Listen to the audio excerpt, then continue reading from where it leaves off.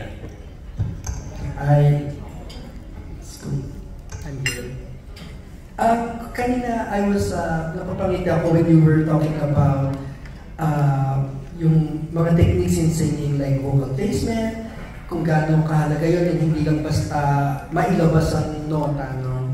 Recently kasi, may nag-viral na video yung kay Stel of SB19 kasi naabot niya yung All By, he's male by the way, si Stel, naabot niya yung All By Myself. So talagang nag-viral yun because of his range. Kayo, as a singer, and not just a singer, but a diva talaga, no? What are your thoughts as a singer about vocal range and how we Filipinos are so appreciative of that technique of birits and vocal range and vocal runs? Siyempre, importante na meron kang power, no? Whether you are an alto singer or a soprano, siyempre, importante yun. Pero I'm not gonna be biased to listen or to buy, or support a singer just because mataas lang.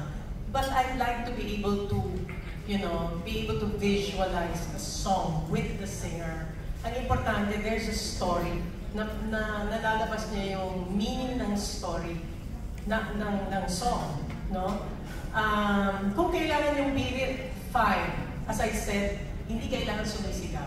Yung tamang dynamics lang na hindi masakit sa tenga, di ba? I think singers will be more appreciated when it is in art form, ang singing. Not necessarily yung bang payapang form, you know what I mean? Kasi this is where we separate the ones that truly are gifted and those that, gusto lang talagang umawit kasi malakas ang boses. Pero hindi niya naiintindihan yung meaning ng song. Hindi niya pinapag-aralan talaga. Sa mga batang singers po, meron ba kayong nakikita na naiintindihan yon? Na hindi lang basta may power? Actually, si Jonalyn Veray, for me, is a very good singer. Oo. At saka, napakabait na bata. Kaya, pero bumibirit din siya. bumibirit pero hindi siya yung ini-extrahan pa. Para lang sabihin na, ay, ang taas ng boses, ang lakas ng boses, yung gano'n. No, she's a good singer. When I say good singer, it's because that is what is necessary for the song. Yung gano'n. Sino ba? Si Casey din, pero hindi naman talaga masyadong bumibirit si Casey. There are times that I can really appreciate si Regine because, talagang there are songs that I think maybe kasi paborito niyang kanta. Talented talaga si Regine when you think about it. Minsan lang sa tingin ko Regine herself said na ito gusto ng tao sa akin eh. Actually. Kapag hindi siya bumirit, parang may kulang. Yeah. Yung I remember naglabas nga si Regine ng album na walang birit eh. Low-key yung title. That was good. Yung second question I have for, mahilig po kayo at kilala sa paggawa ng concept albums? I remember nagkaroon kayo ng album of counterparts, yung vocal counterparts, that was good. Right, and then meron din kayong album na world music inspired. And so many. Meron pa ba kayong iniisip na gawing concept album in the future? Anong klaseng concept? Well, I'm moving to, right now, we're working on some gospel inspirational songs. Kasi we feel that it is a need for such a time as this. We're also working on nationalistic songs. Dahil I wish that all singers would move into that kind of music and lyrics because, music inspires, it moves, no? It can move a nation, actually. Katulad ng bayan ko, during the war, it moved the people, no? Nagkaroon sila ng parang, well, not parang, but an inspiration to fight for their country. So, we are not, you know, we don't want to make music that will move people to anger, but to love their country more. Kasi yan yung kailangan natin ngayon. Our country is actually in the midst of something very parang shaky, no? At saka we are in danger actually. Ngayon pa lang na-expose yung mga ginagawa ng yung mga intent and ano ba talaga ang gustong gawin ng mga taga-China, di ba? It's quite, you know, perilous times. Medyo nakatago lang. But we need to really think about how we can save our country from being oppressed again, di ba? Masyado tayong busy with so many other things that we forget what's going on. Yung talagang in the heart of our country. Hindi tayo as prayerful as we should be. No? Kailangan maintindihan natin yung power ng prayer, that it is really God that is going to move to save us. You know, we can have all the ammunitions, we can have all the training we can do with our, you know, with our soldiers and army. We can have the Americans and all that, and whoever, sana India, you know. Pero ang bayan natin kailangan talagang matutong magdasal at most importantly, makilala ang ating Panginoon. Pag sinabi kong makilala, hindi lang yung pumunta sa simbahan, hindi lang yung nagdadasal, kundi talagang we search after the truth from the Word of God. Kasi gusto yun ng Diyos eh. We have to seek His face so that we know how to approach Him and ask.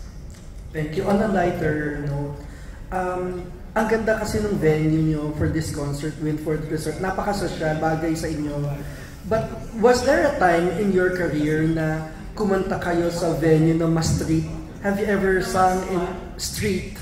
Street? Yeah, like about a basket. I have sung in a sabungan. Really? Oh, yeah. When we were Music and Magic, I believe, or I was going solo. Yeah. We've also sang in Eduardo's. Of course, ang umpisa sabi namin, Eduardo's. Hindi ba namin, social kami. Buti hindi sila natakot i-offer sa inyong Eduardo's at yung sabungan. Hindi sila natakot i-offer. Kasi it will bring the people in, di ba? So, pero nung sinabi ng manager namin, ito ang offer nila. Sabi ko, let me think about it. Diba? Ang laki ng offer. Sabi ko, sayang naman, di ba? And besides, you know, the crowd was wonderful. Right. We brought our music to them. Correct? Who are we to say na, you know, ayaw namin dyan? Especially now, I always bring a message. That's right. That I know can bring inspiration of change. So, Second to last question. I don't know if the gentleman beside you, on my right or on my left? both of them, Okay. understand just how much of an honor it is na you pick them as your guest performers. Guys, who gave Regine a break between Escalante and so many of our big stars now. What did you see in both of them? Na pumayag, or na you said, sige, I'll sing you do, with them. right? You do know it. You do know that. So, what did you, yeah. It's just for you. Yeah, what did you see in them? Yeah. Gusto ko kasi kasama ko mga young. At guwapo. At guwapo. They're very talented. So, it's actually my honor for them to be part of my show. Because I'm glad that they did not discriminate according to my age. Kasi 45 plus na. Ano 49 na pala? Tama, nakakalimutan ko. Sobrang lagpas. 39. 49 plus tax. So, and these guys are good kids. I'll call them kids. Okay. My last question. Recently, pinag-uusapan si Celine Dion because of her condition. No? She is also a diva of divas, like you.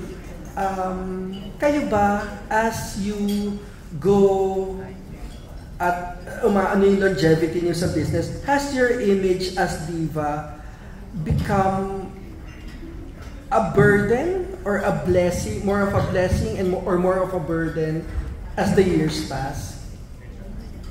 I think it's a blessing because when they say diva, it is with respect, and it gets me on my toes. You know, yung gusto kong to live up for that thing. After all, everybody's calling me that. Alam mo sabihin, hey, don't call me diva. Don't call me diva. No, thank you if you see me that way. Of course, ang nag-umpisa niyan, the late Floyd Quintos, no? And for me, it's like,